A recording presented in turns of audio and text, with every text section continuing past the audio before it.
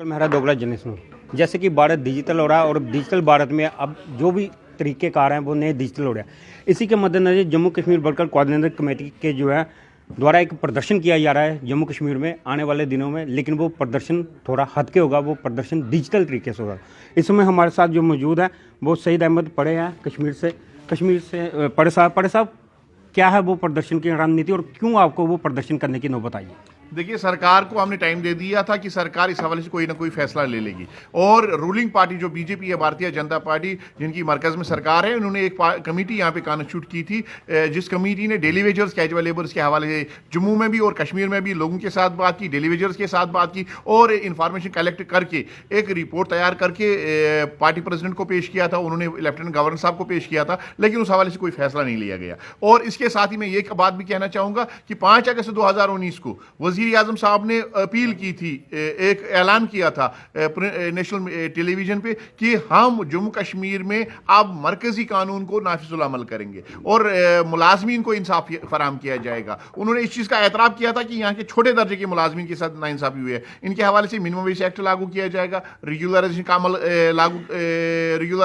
अमल में लाई जाएगी और सफाई कर्मचारी एक्ट लागू किया जाएगा। लेकिन 5 बरस गुजर गए, इसका कोई नाम निशान नहीं है। 5वां बजट पार्लियामेंट में पेश किया, उसमें एक शब्द भी नहीं है डेली वेजर्स, कैजुअल लेबर्स के हवाले से। ये अफसोसनाक है। इस चीज़ को लेके हमने फैसला कर लिया है, हम इनको याद दहानी करने के लिए वज़ीर आज़म साहब जम्मू आ रहे हैं प्रोजेक्ट्स का इफ्तिताह करने के लिए। हमने फैसला कर लिया है, हम 19 और 20 तारीख को ऑनलाइन प्रोटेस्ट करेंगे, पोस्टर्स चढ़ाएंगे सोशल मीडिया पे। उसमें सिंपल नारा होगा कि हमारे से इंसाफ किया जाए। हमने 25 बरस से ज़्यादा टाइम दे दिया है डिपार्टमेंट्स की खदमत में और हमारे साथ इंसाफ किया जाए और हमारी सर्विस को रेगुलर किया जाए। तो अगर इन्होंने उस दिन, हम पर उम्मीद है वज़ीर आज़म साहब एक खुसूसी पैकेज का ऐलान करेंगे। अगर उन्होंने एक खास पैकेज का ऐलान नहीं किया डेली वेजर्स के हवाले से, जो उन्होंने वादा किया है उसको वादे को पूरा नहीं किया, तो हम मजबूर है सड़कों का रुख करने के लिए जम्मू में भी और कश्मीर में भी 26 तारीख को फिर पुरअमन एहतजाज बुलंद किया जाएगा। यानी कि डिजिटल प्रोटेस्ट के बाद अगर आपकी डिमांड पे ये गौर नहीं किया गया तो 26 को आप सड़कों पे उतरेंगे?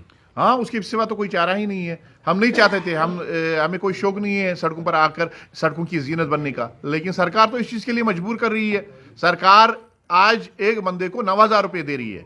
इसी जम्मू कश्मीर के साथ लद्दाख भी वाबस्ता था, आज वो अलग यूटी है। वहाँ पे 2,225 को लेके उन्होंने 450 कर दिया, सिक्योरिटी को वो पौने 600 रुपये दे रहे हैं। लेकिन यहाँ पे इन्होंने एक कमेटी बिठाई, इन्होंने एडवाइजरी बोर्ड बनाया। उस एडवाइजरी बोर्ड ने 1 साल यहाँ के लोगों से राय ली। राय लेने के बाद उन्होंने इतना इजाफा कर दिया तनख्वाह में कि शर्म आती है वो कहते हुए। 11 रुपये का इजाफा कर दिया, जैसे भूचा लाने वाला था, 11 रुपये का इजाफा कर दिया। मैं उस कमेटी के चेयरमैन से ये पूछना चाहता हूँ, 11 रुपये में आपके बाथरूम का टिश्यू पेपर कितने में आता है? आप दिन में सिगरेट और पानी की बोतल कितने में लाते हैं? 11 रुपए में एक खानदान का पेट कैसे पलेगा, उसका चूल्हा कैसे जलेगा, उसको सोचना चाहिए था। हम फिरिश्ते तो नहीं है, हमारे पास भी पेट है, हमारे पास भी बाल बच्चे हैं, हमारे बच्चे भी स्कूल में पढ़ते हैं, हमारे पेरेंट्स भी, उनको भी दवाई की जरूरत है। हम भी इसी समाज में रहना चाहते हैं, लेकिन 11 रुपए से कैसे जिंदगी चलेगी, ये हमारी समझ से बाहर है।